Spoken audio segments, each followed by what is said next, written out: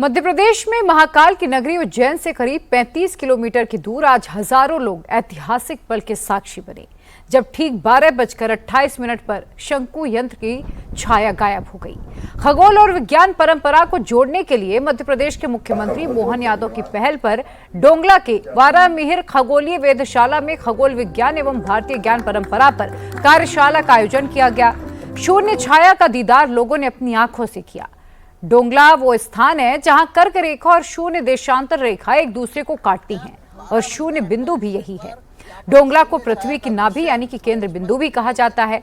भारत की इसी ज्ञान परंपरा को आगे बढ़ाने के लिए सीएम मोहन यादव ने देश भर से वैज्ञानिकों को आमंत्रित किया। पर शून्य छाया का दृश्य हमें स्पष्ट दिखाई दिया और सुबह से वर्षा होने के बाद भी दोपहर में 12:28 पर धूप आई और ये दृश्य हमें दिखाई दिया। और अभी भी सूर्य ने, माननीय हमारे मुख्यमंत्री, हर एक कोई अपने उस सिस्टम से अब सूर्य जैसे पृथ्वी अपने घूर्णन गति से निश्चित घूम रही है, ऐसी कैसी चंद्रमा, सूर्य, ग्रह, नक्षत्र, तारे सब अपनी गति से, कोई गति डिस्टर्ब नहीं कर और सबकी गति की स्पीड भी डिसाइड। तो आप तस्वीरों में देख सकते हैं सीएम मोहन यादव ने वहां पहुंचे लोगों को खुद इसे मैप के जरिए पूरा समझाया भी। इंडिया टीवी से एक्सक्लूसिव बातचीत में मोहन यादव ने कहा कि भगवान कृष्ण भी यहां आए थे। ग्रीनविच मीन टाइम वैज्ञानिक नहीं है, डोंगला में ही समय की सही गणना होती है।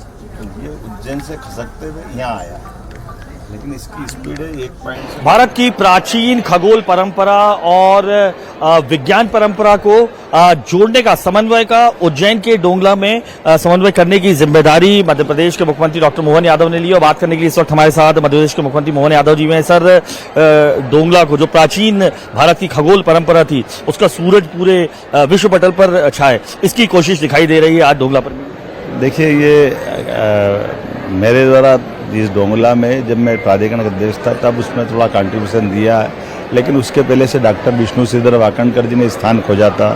हमारे मोरोपन जी पिंगले, माननीय सुरेश सोनी जी और सभी हमारे संघ के वरिष्ठ अधिकारियों ने इस स्थान के बारे में समाज के अंदर से ये स्थान खोजने में बड़ी मदद की। अब मध्य प्रदेश सरकार, भारत सरकार के साथ मिलकर के यहाँ पर जो महत्व की चीज़ है कि सूर्य उत्तरायण से दक्षिणायन या दक्षिणायन से उत्तरायण जब आता है तो यहाँ पर वो पॉइंट दिखता है जहाँ लगता है कि सूर्य ने अपनी कक्षा बदली, वो आंखों से दिखाई देता। 12:28 पर दोपहर में आज ही सूर्य की छाया शून्य पे हुई और वहाँ से उसने दिशा बदली। 3 लाइनें हैं जिस आधार पर शंकु यंत्र की छाया आज दिन भर जो कर्क संक्रांति हुई है, उस कर्क संक्रांति के बाहर सूर्य की छाया नहीं जाएगी। ये गोले में दिन भर वो छाया दिखाई देती है। दिन और रात जब बराबर रहते तब दिन भर सुबह सूर्योदय से लेके सूर्यास्त तक सूर्य की छाया उसी पे चलती है। सूर्य को आंखों से नहीं देख सकते, लेकिन छाया से सूर्य देवता की गति पकड़ने का जो ऋषि मुनियों ने जो ज्ञान दिया है, जिसमें शंकु यंत्र और ये सारे प्राचीन काल गणना के जो महत्व के यंत्र हैं, इनको पुनर्परिभाषित करने की आवश्यकता है। आधुनिक यंत्रों के भरोसे से भी अब इस पर और रिसर्च करने के लिए हमने अपने सभी प्रकार के फिजिक्स के आईआईटी इंदौर सहित पूरे देश के कई वैज्ञानिकों को आमंत्रित किया है। आइए इस प्राचीन ज्ञान को पुनर्परिभाषित करते हुए और रिसर्च करें। और ये जो स्टैंडर्ड टाइम का जो समय है ग्रीनविच का, रात को 12 बजे का, ये गैर वैज्ञानिक है, कोई इसका वैज्ञानिक आधार नहीं है। आमतौर पर सूर्योदय और सूर्यास्त के बीच में 1 घंटे का अंतर पूरे साल में होना चाहिए, लेकिन हम सब जानते हैं कि रात में मध्याह्न 12 बजे दिन बदलता है। ये तो कोई वैज्ञानिक हो ही नहीं सकता। दुनिया में कोई प्रकृति का ऐसा जीव नहीं है जो अपनी उस समय अपनी चर्या चालू करता है। निशाचर सूर्योदय सूर्यास्त चालू होते हैं, बाकी प्रकृति सूर्योदय से चालू होती है। तो ऐसे में इन सारी बातों पे ध्यान देने की आवश्यकता है और मैं मान के चलता हूँ कि उस तरफ काफ़ी ध्यान गया है और अब आगे बढ़ेंगे। सर, 3000 साल पुरानी हमारी खगोल परंपरा है और उज्जैन में काल गणना होती है, तो उसी वैभव को एक बार वापस लाने की कोशिश है कि समय अब जाना जाए तो डोंगला से जाना जाए।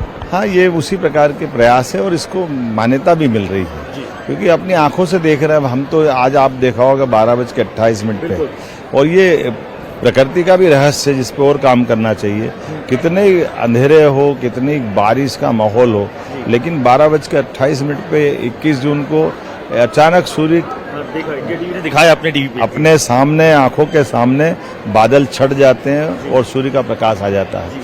ऐसे 22 दिसंबर को बादल अचानक आते हैं और पानी बरसता है। अब ये ऐसे सहज नहीं हो सकता और एक साल नहीं हो सकता, ये हजारों साल से हो रहा है। तो आखिर क्यों हो रहा है? कोई तो कारण है।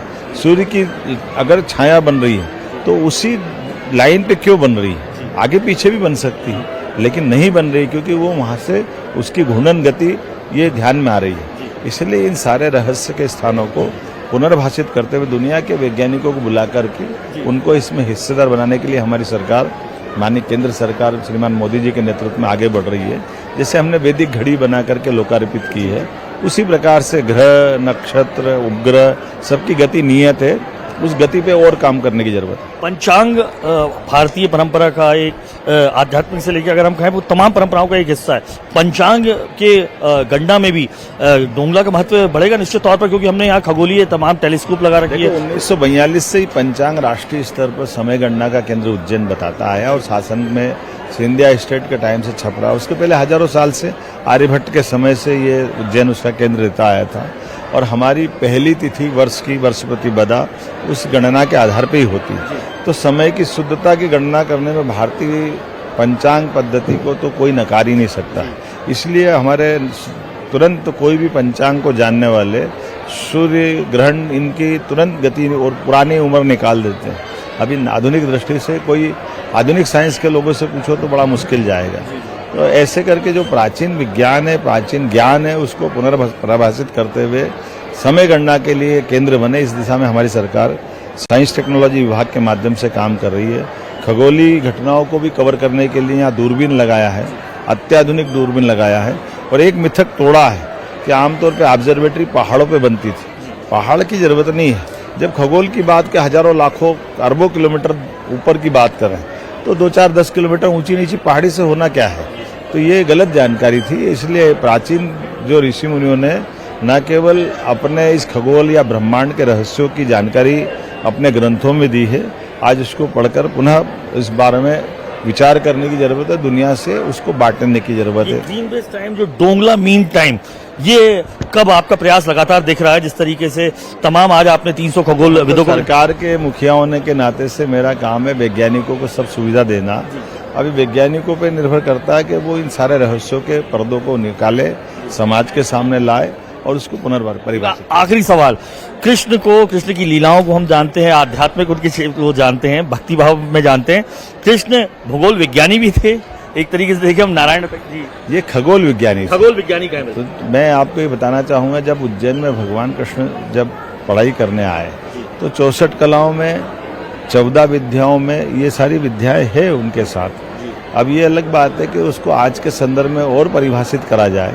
और हमने सबने देखा कि उज्जैन से वो लगभग 35 किलोमीटर दूर आकर के सुदामा के साथ रात गुजारते हैं। ये तो दुनिया ने देखा है नारायणा में। तो जब सुदामा जी के साथ रात गुजारने की घटना है तो वो वैसे ही नहीं आए थे। लोग नादानी में बोल देते हैं कि वो लकड़ियाँ लेने गए। अरे लकड़ी लेने अगर गए होते तो उज्जैन से 35 किलोमीटर दूर क्यों जाएंगे? आज भी संदीपनी आश्रम के पास आसपास बहुत जंगल है। तो ये निश्चित रूप से वो इसी कारण से आए थे, जो आज के यंत्रों से जब परिभाषित हो रहा है तो निश्चित रूप से वो भी उसी कारण से आए थे। ऐसे कई सारी लीलाओं को पुनर्रूप से हम उनके महत्व के उस कारणों को खोजने की जरूरत है, जिसमें हमारी श्रद्धा और बढ़ेगी और भगवान के इस रूप को भी जनता जानेगी।